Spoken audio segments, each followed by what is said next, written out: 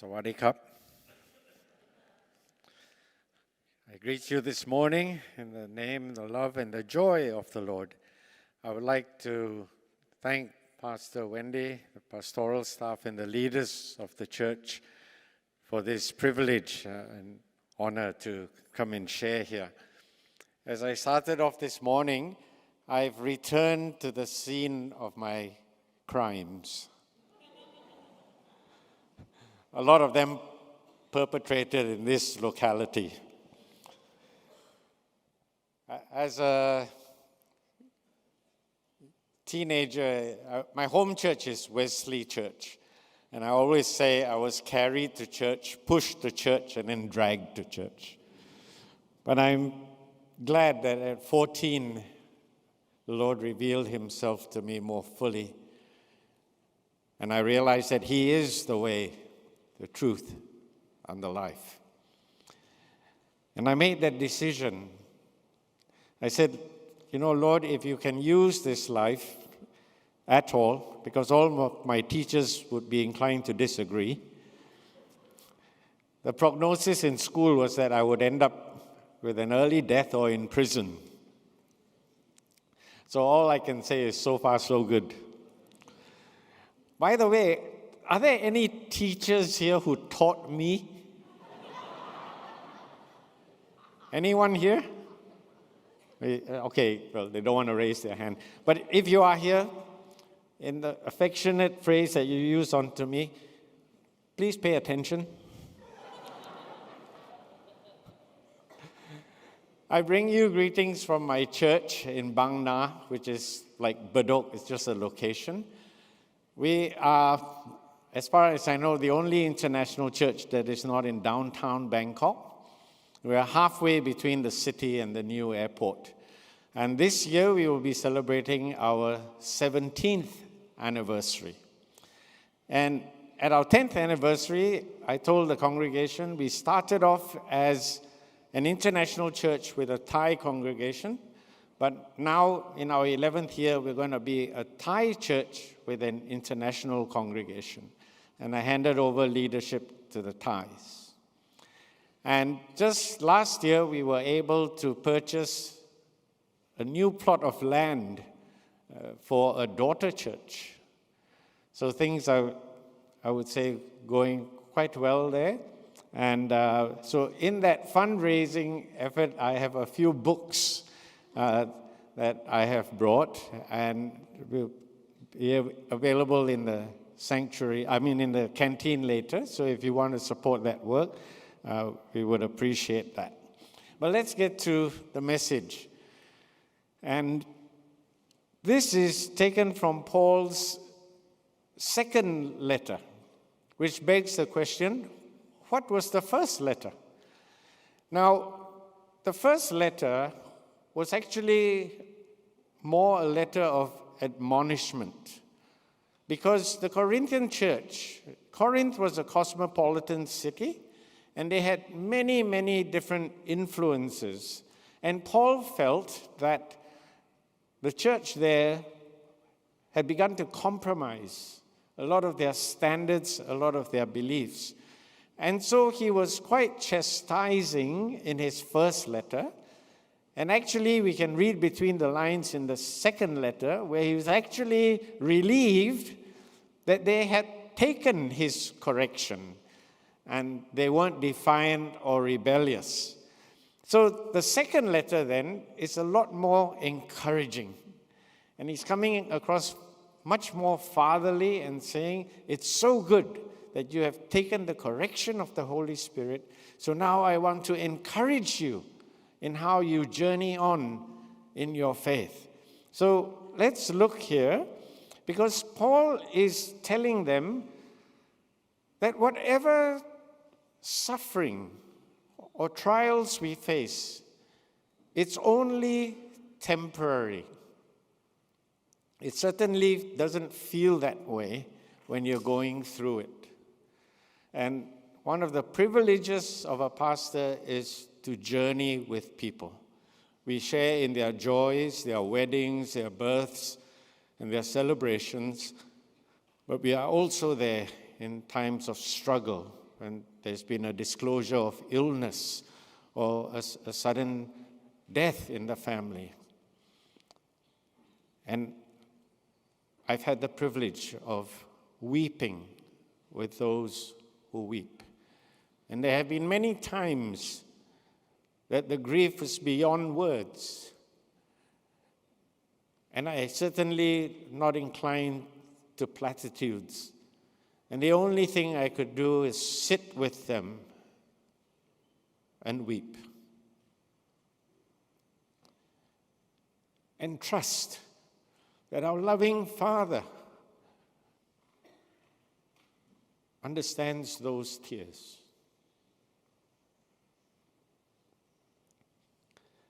I have a little pet belief about that when we get to heaven, we will each have a little time with Abba. And anyway, time is no longer a constraint. We won't have clocks on the wall. We have all the time in the world. And in that time, we will have the chance to climb up into God's lap.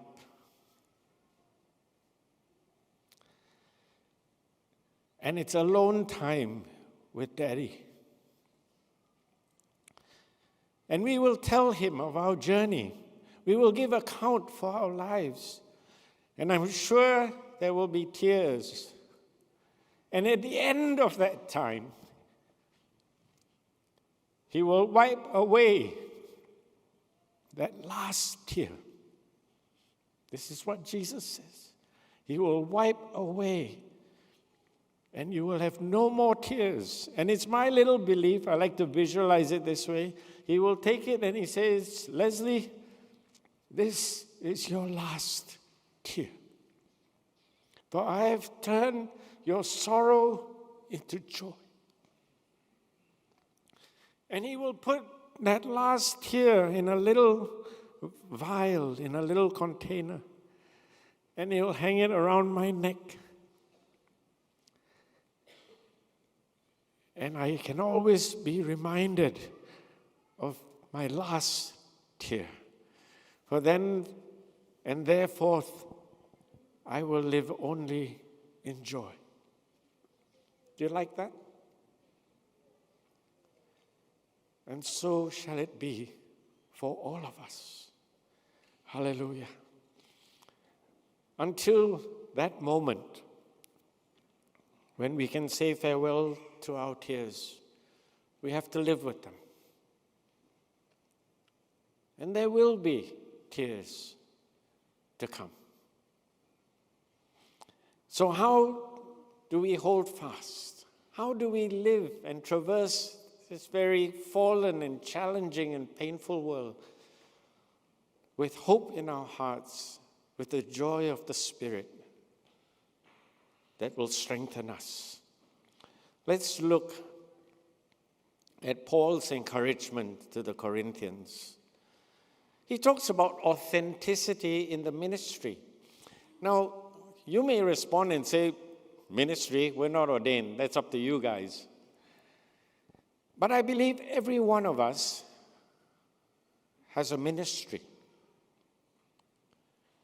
You may not be aware of it, but you are a witness and you have a ministry to everyone around you, your sphere of influence. After this message, where do you go for lunch? You have your regular place? How do the waiters and waitresses there perceive you?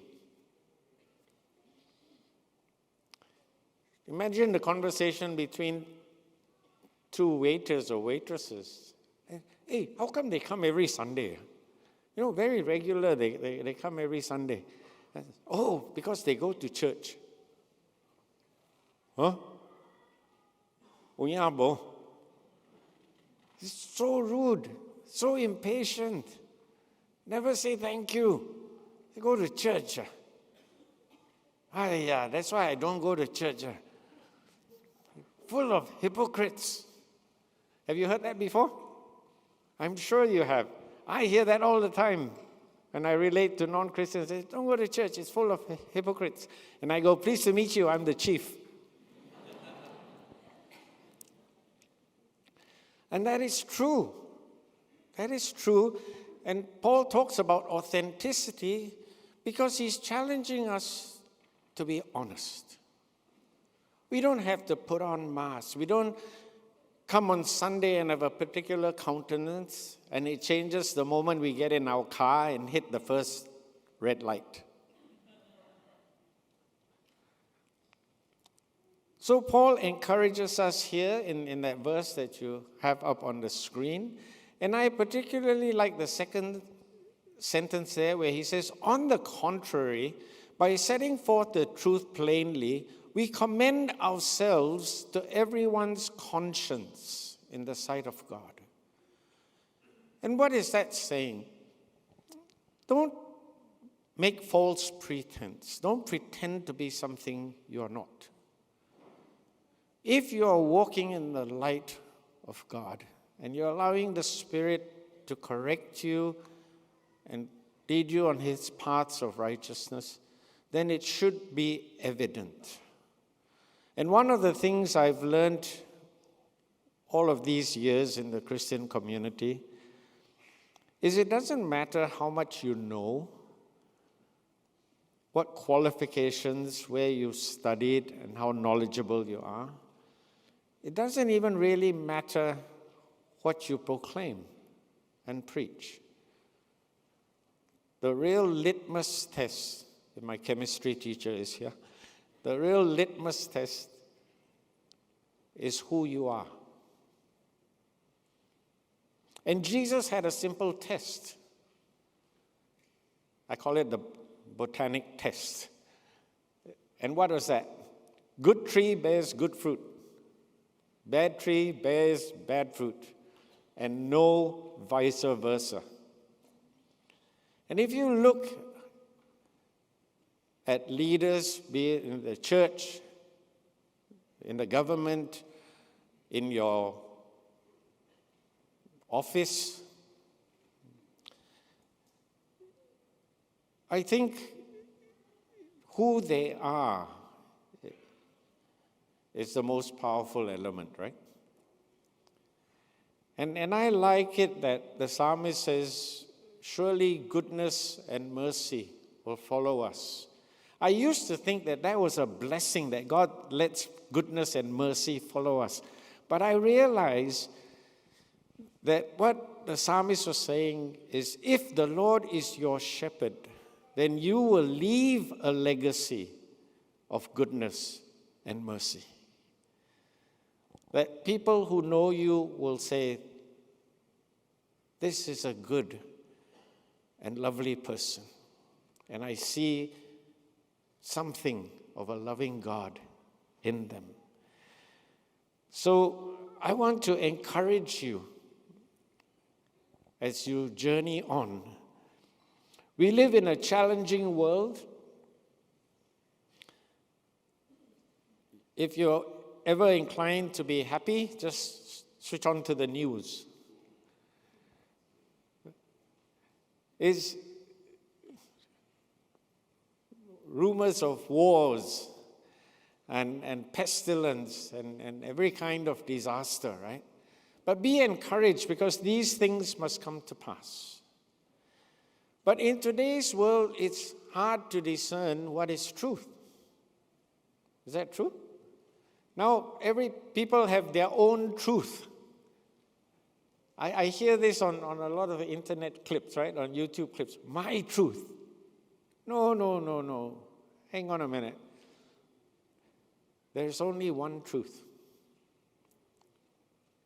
And it's not in an accumulation of facts.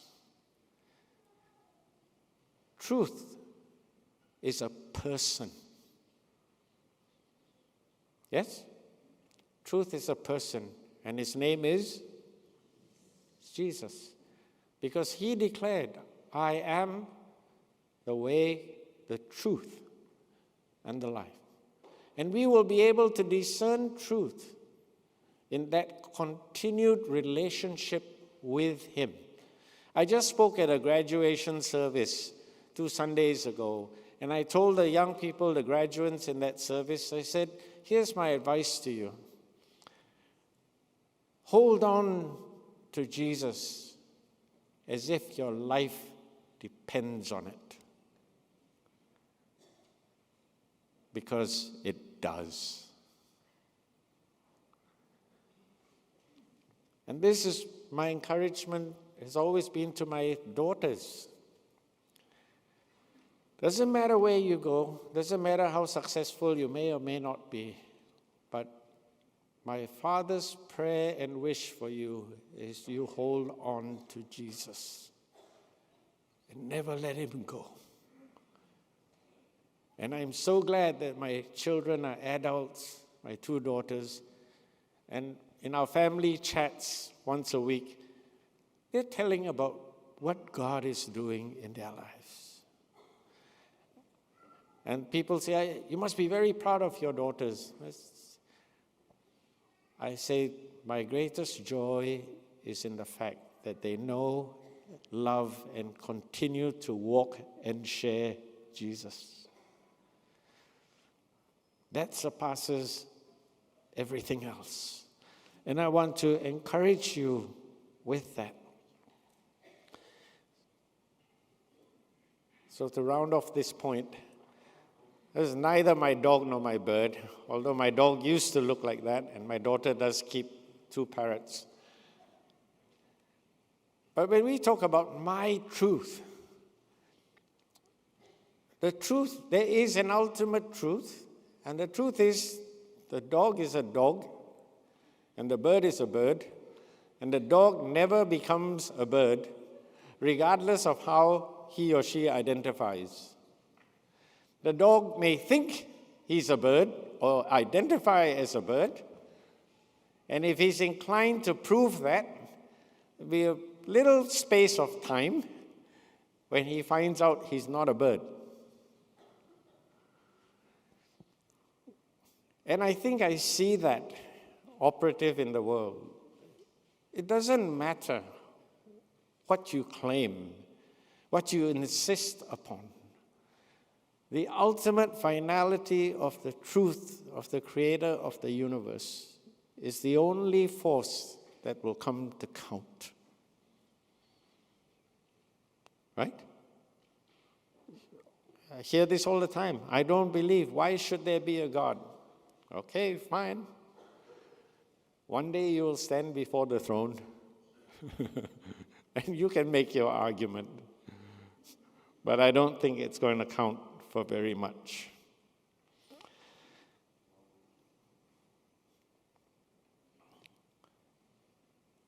Treasures in jars of clay. Paul says we have this treasure in jars of clay to show that this all-surpassing power is from God and not from us. We are hard-pressed on every side, but not crushed, perplexed, but not in despair, persecuted, but not abandoned, struck down, but not destroyed. But this is us.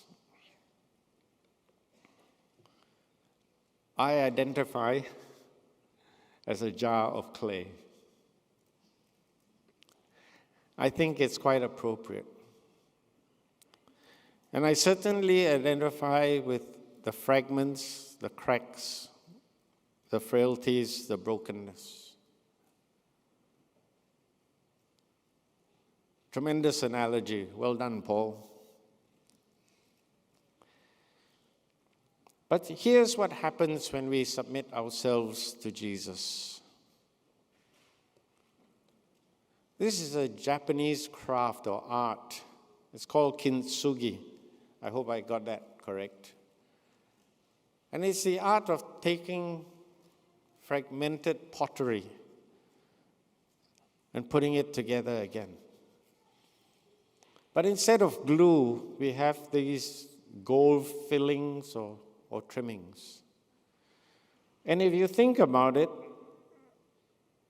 the latter is so much more beautiful than the former.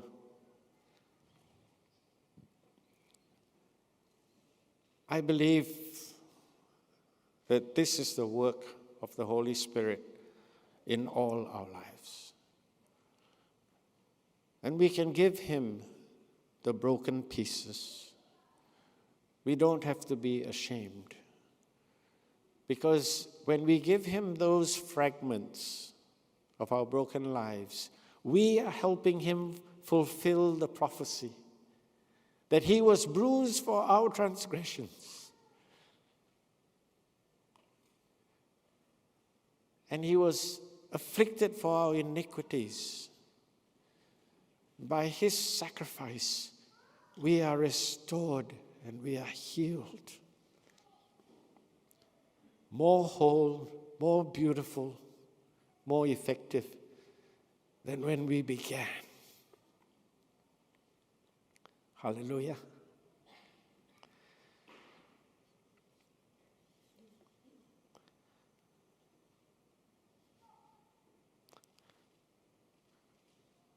Paul understood this, and he often reflected, and he encouraged us. Galatians, Romans, Ephesians, Philippians. Same theme. God's strength is actually perfected in weakness. And that is so that none may boast. God is all glorious, but you know what is most appealing? What is the most astounding quality of God to me? His humility. You think about that. His humility. He in all of creation has no reason to be humble. He has every right and reason to boast. Yet something of the mystery of his majesty is that he is humble. Who would write a novel that their king would be born in a manger? That their king would not be on a staggering white stallion, but he will come on a donkey.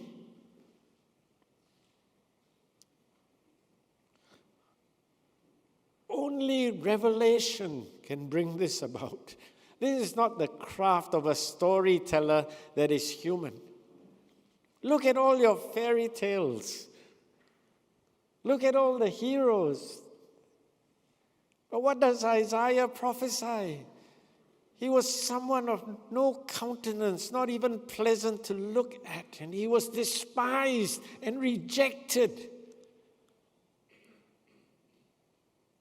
Amazing, absolutely amazing, confounding to me. And that is why I serve him, because this makes sense.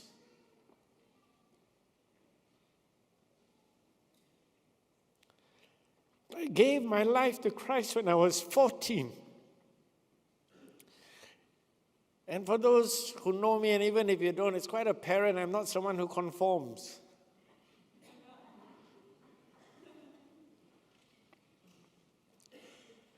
And I have examined and I have challenged the theological parameters. I've looked at other faiths and other philosophies.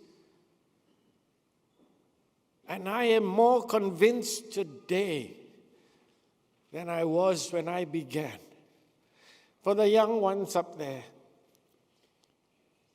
this is the way. This is the truth. And I've spent my life with no regrets. None at all. Because the more I have discovered, the more convinced I am that this is where eternity lies. And this is our destiny if we choose to put our trust in him.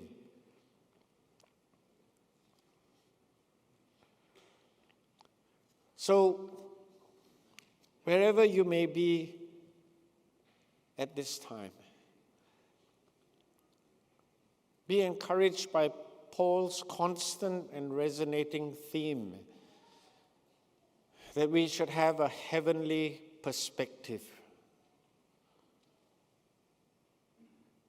Don't be trapped by the limitations of this mortal life the limitations of time.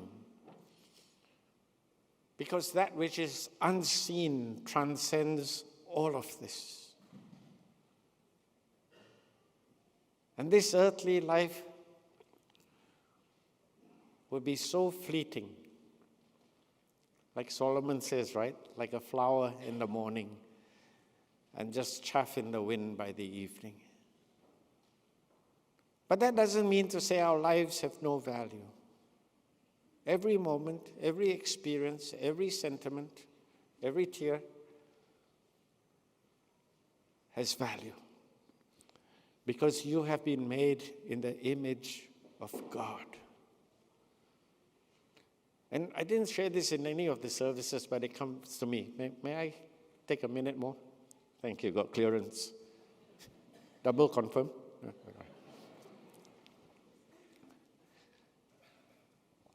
Only recently I came to a slightly different understanding of what this means to be made in the image of God.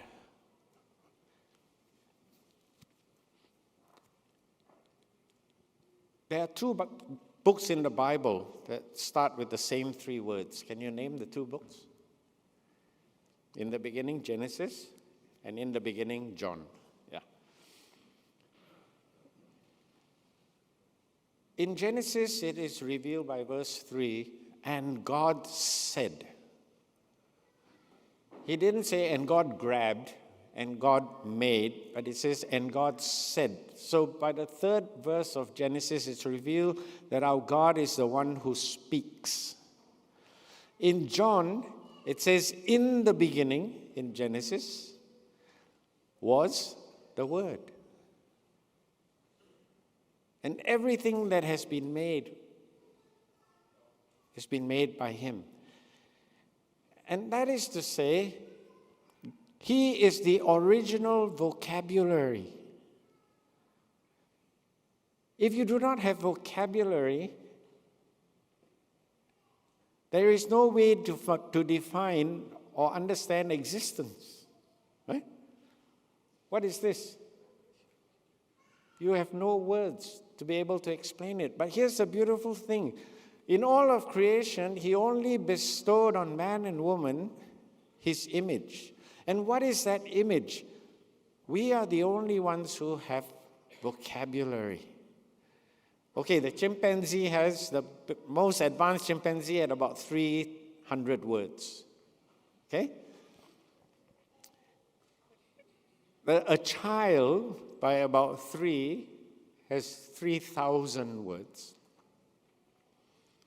And there's nothing else that comes close. But this is the part that really got me just quite recently. What is in us that is the image of God? If He is the original vocabulary, do you realize that each of us is a unique word? What am I referring to? Professor Ong. DNA.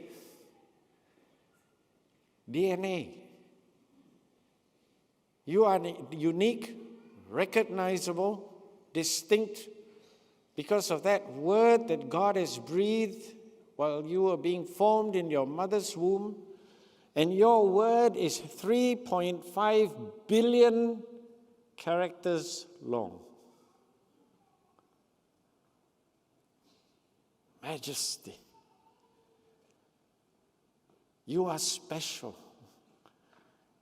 Nothing in all of creation has that 3.5 billion definition that makes Wendy, Wendy.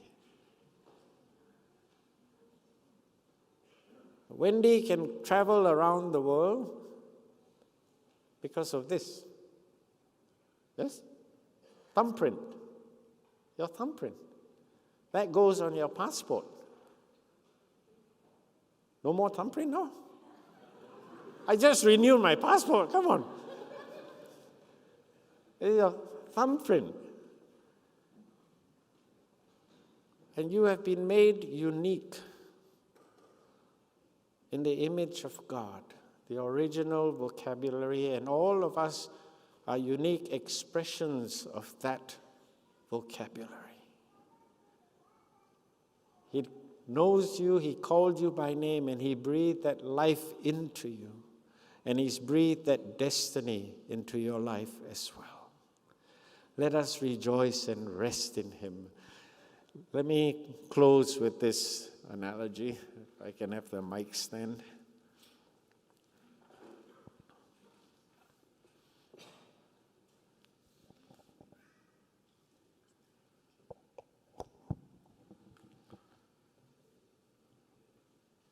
We talked about the analogy of being clay, right?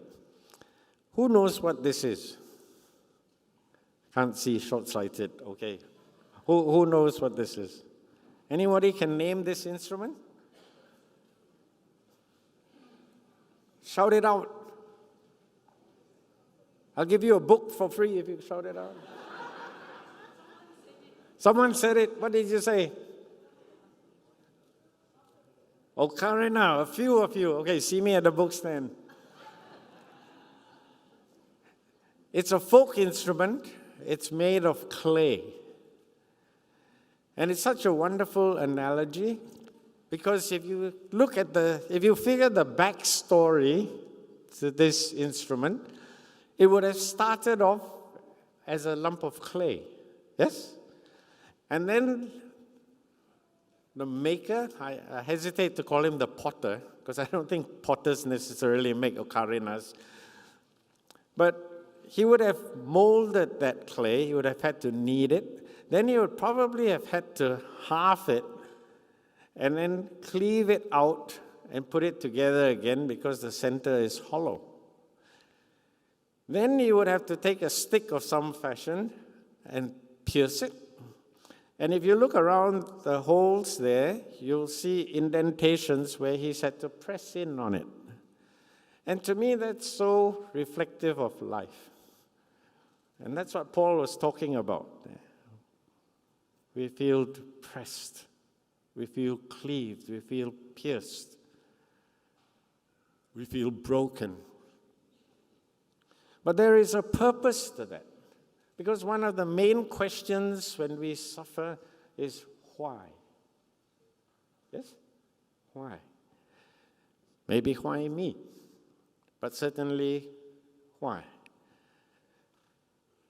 And I feel that the answer really is because God is making instruments out of all of us. If you don't know how to play this, then it's just an ornament. But He didn't make us to be ornaments. He made us to be instruments. As St. Francis said in his delightful prayer, Lord, make me an instrument of your peace. But what is the key to distinguishing an instrument from an ornament? I will suggest to you in this analogy, it is the breath of God. When we allow Him to breathe through us, then all of the kneading, the cleaving, the piercing, and the pressing makes sense, and it allows us to make melody. To all the musicians on the stage, we all love melody. Breathe on me, breath of God, so that I shall never die.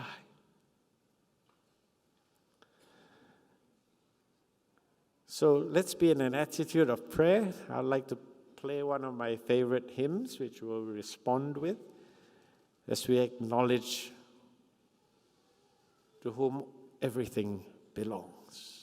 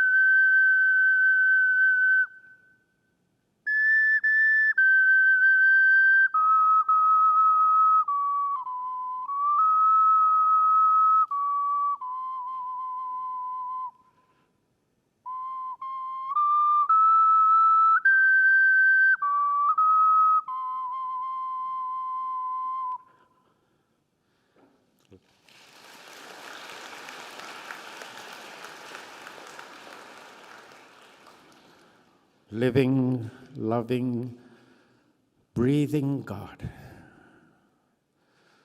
breathe upon each of these, your precious and particular children.